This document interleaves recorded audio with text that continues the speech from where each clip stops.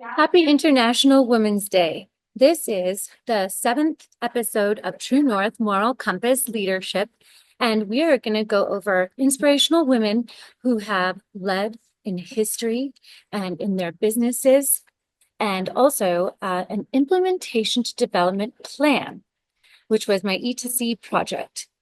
And it was a 501c3 nonprofit charity that I did at the Pepperdine University Graduate Business Master's degree in leadership and management. And this can be relevant for anyone doing business. A motto of mine that I recall from a young age at Evergreen Girls State is forward ever, backward never. Within ourselves, our future lies. This month, I am highlighting women in business and international affairs as we honor March 8th. I am proud to say that our family are sons and daughters of the American Revolution from our great-grandfather, Edward Caswell, who was a POW. Now, this is relevant because we are daughters of the American Revolution and daughters of Zion here now in Utah. And in Women's Month, this is a great organization that pays homage to traditions and values and our community. And something that we do need in America stronger now and more than ever. How do women build their brands in America? How have women overcome the hurdles of gender discrimination, violence, and other marital laws? We're going to do an entrepreneurial woman highlight. What are some of their resolve that they meet so that they can reach their goals and their ambitions? Do they have the grit? Do they have quality control, customer satisfaction? Is there implementation to development plans, employee benefits, onboarding, managing relationships, and building our relationships in the community? Do they understand the secular law of money, like Deepak Chopra says, and the spiritual laws of success? When you put money into business, it comes back tenfold. It is secular. Queens fix each other's crowns. There is no room for jealousy or competition. Women are stronger when we band together. There's plenty of room in this world for all of us to be successful. And there are many purchases and buyers in the world, giving our success that comes back like good karma. But holding back success can only hurt. Like Thomas Edison, who fell thousands of times before he created the light bulb, women in business, it just takes that one time to be successful. And same thing with Michael Jordan, who made all those basketball shots and missed, but finally became a pro. The case study that we're going to highlight is Coco Chanel. She started with a small pet project, hats, that her benefactor gave her. This pet project soon bought her freedom as she began dressing celebrities with her hats. Then she launched into her ladies' suits and porte-porter and has created a luxury brand that has lasted almost a century now. Nasty Gal started in her aunt's basement buying vintage luxury goods and reselling them on eBay, eventually making buka bucks. Philanthropic women such as Ivanka Trump was a fashion icon for a business with her own brand from ladies' shoes and suits on Madison Fifth Avenue and is now involved in international affairs with her father.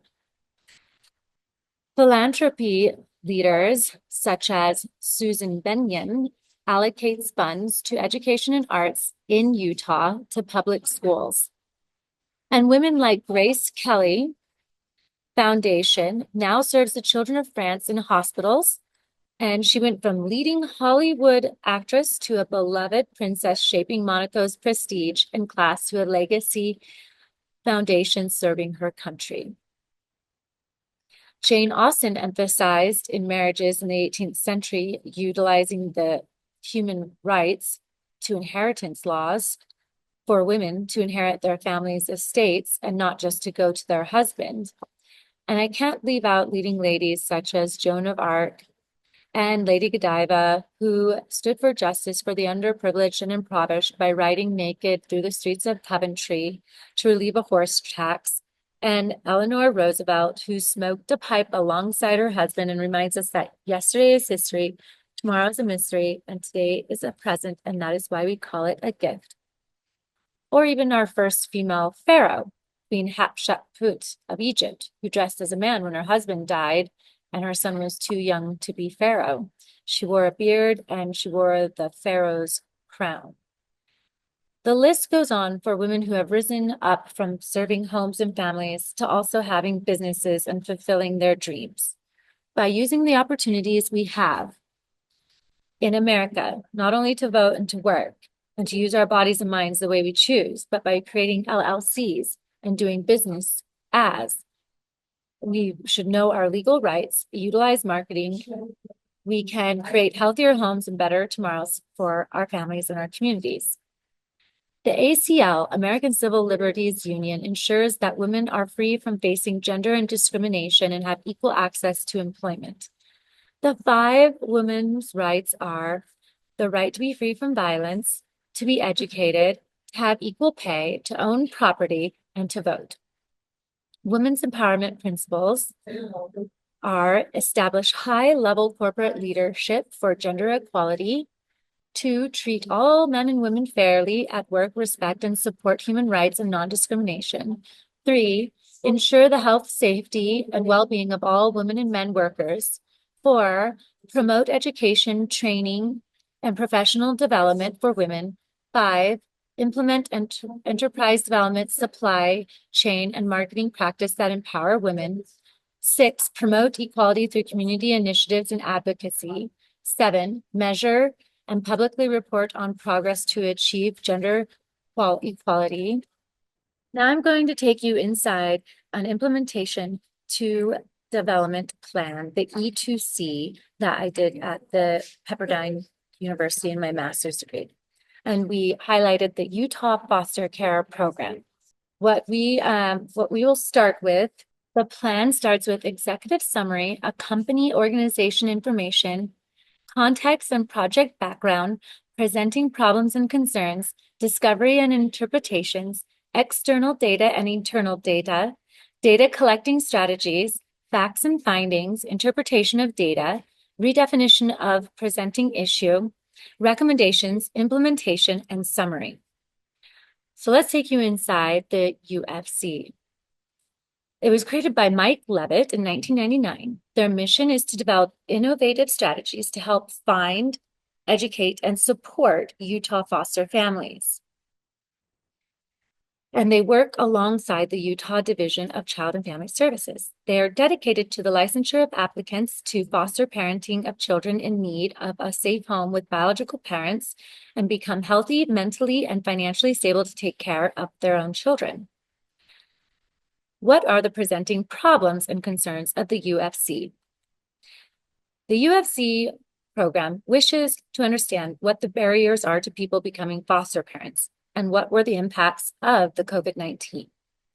Myself and my professor, Denise Kerwin, entered into a relationship with the purpose to increase the UFC number of inquiries to become a foster parent. And we explored barriers to inquiry. We explored possible impacts of COVID-19 on inquiries, and we explored the ways UFC might increase the number of inquiries. There are many setbacks that the UFC has faced. The automaticity of the lockdown during COVID-19 pandemic caused job loss, deaths, and illnesses, and led to unavoidable conditions resulting in drastic reduction of inquiries to becoming a foster parent. What are the discoveries and interpretations now? Cost of medical care and living has increased. Inflation since COVID-19. Mental illnesses has increased since 2020. The use of opiates and narcotics has increased since 2020 report.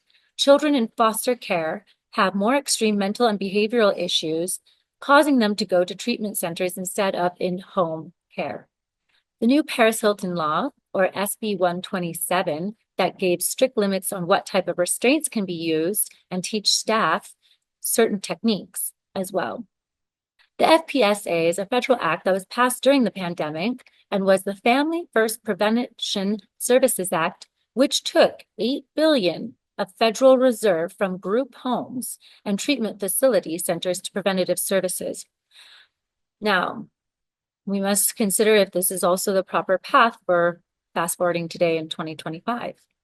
The preventative services from this act that took $8 billion include at-home parenting classes, mental health counseling, and substance abuse treatment.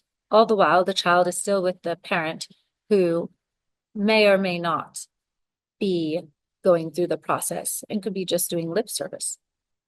The catch is that it took children out of nurturing homes and placed them into mental hospitals or facilities instead of group homes with a foster parent or foster parents that could be much healthier for the child's upbringing.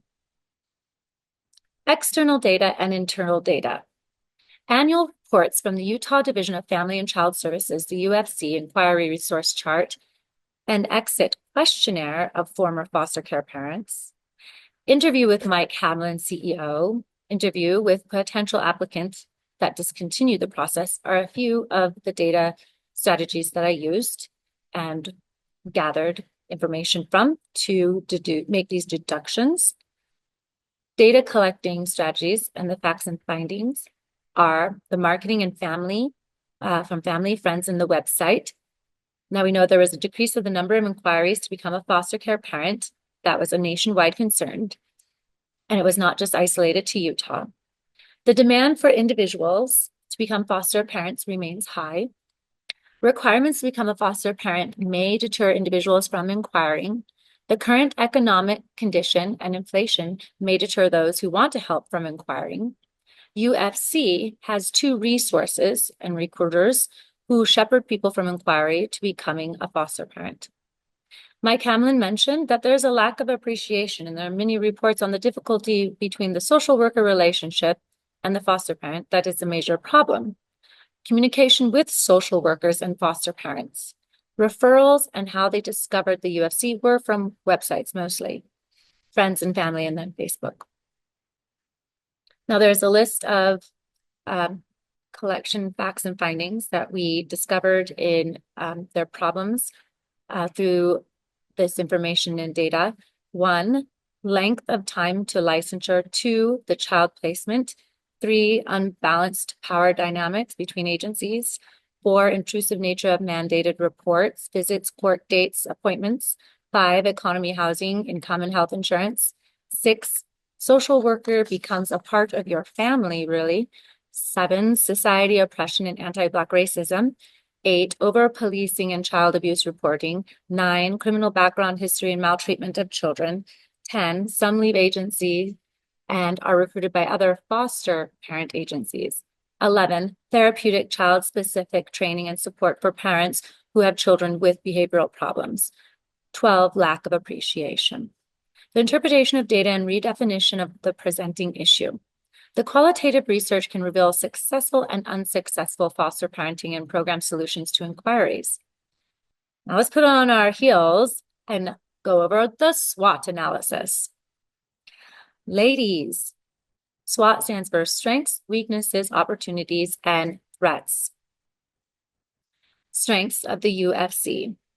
The quality of staff, the backgrounds, the social work, or experience as a foster parent. Strong relationship with the state government. Support for foster care from Utah First Lady. And the history of successful preparing individuals to become a foster parent. Home studies and background checks on applicants to get better quality and long-term foster care for children. Weaknesses. Utah families may be naive and unaware of the need for foster parents. Potential foster families may need more support to urge them coming forward to inquire. And current process to become a foster parent is lengthy and complicated. Now the opportunities. We increase visibility for UFC in ways that facilitate an increase in the number of inquiries to become a foster parent. Examples are optimizing UFC website to lead generations, use of social media, earned media, community engagement, novel approaches that incorporate paid media and partnerships. Threats. Decrease in the number of inquiries to become a foster parent is a nationwide phenomenon. Economic trends can diminish potential parent wherewithal to take on a child. legislation as well. Now, what are the recommendations? The recommendations that Professor Corwin and I came up with are tech and media approaches for increased visibility, such as PSAs that the First Lady Cox did, articles, blogs, paid digital billboards, and door hangers. We also realized that events and community resources to increase visibility would also be great for their marketing. So a gala dinner, chalk festival, 5K run, ad events that engage new and previously untapped communities. Audiences offer educational courses at churches, resource centers, and schools, and create ambassador positions from former foster parents. The fundraising opportunities and grants are also ways that they can get more resources and get marketing out there to create these events. Some other implementation strategies could be offer a course in resourceful parenting, address mental health concerns, create family enrichment models, conduct exit surveys with Qualtrics and Ryan Smith here in Utah, introduce a post-training program in counseling for foster parents and social workers within the UFC, build the relationship with social workers and parents, continue working with the new First Lady, Lady Cox, in advertisements and endorsements, emulate Florida marketing strategies as well. Now, in regards to management change leadership strategies, we discussed the Cotter and Cohen change model in an earlier episode, and the William Bridges change methodology, action plans and 360 models, and appreciative approach theory. Another things that we can do is also assess the project's master plan with quarterly Q meetings during the year. Always also incorporate 3 EBIs, even better if. In summary, in this implementation to development plan, the UFC, Utah Foster Care, has concluded in the researches that the inquiries have declined from 3,447 annually to 2,177 in the first Q of 2023. In consideration of the FFPCA, Families First Preventative Care Act, many children are now at home with their parents who are undergoing substance abuse treatment. Is this really the right process? We are not exactly sure. Every case is so unique. The findings and facts from dissertations and articles imply that difficulty in maintaining a relationship with social workers and foster parents, and from interview with Mike Hamblin, induced that there needs to be more appreciation for the foster parents who may suffer from compassion fatigue. And this is a real thing. Ladies, we probably know. We do this a lot. We're very nurturing. We give of ourselves. Compassion fatigue happens with foster parents. Exasperated resources and burnout with mandated reports, biological parents visits once a week, court dates amidst the other regular schedule for the youth.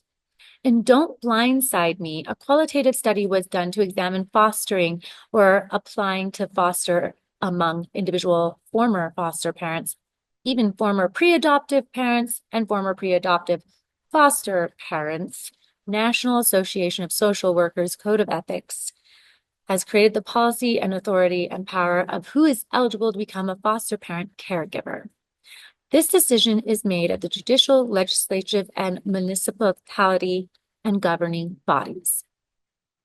This is not the complete project implementation report, albeit is a clear and concise guide from the Management Leadership Program at Pepperdine University, best-in-class world leaders, and I'm happy to share this with the best-in-class women world leaders in International Women's Month. And I would be happy to advise and consult any of you for your company's needs using these methodologies. Excelsior! Remember, always moving forward, always moving upward and Godward. There's no such thing as really standing still. You're either going backward or forward. Take this moment to reflect on what your goals are and how this E2C implementation plan can help you in your business, and think about the women who are inspirational to you in history, that have paved the way for you to be where you are today. If they're women in your family or women that have created inventions, have overcome hurdles, and created rights for us so that we could have our liberties. And this has been a wonderful episode of True North Leadership and Moral Compass. And I dedicate it to all of the women, sisters, mothers, daughters, lady bosses, your girlfriends, the people in the world that inspire you, the women in the world who move you. And I hope you have a wonderful week. Till next time.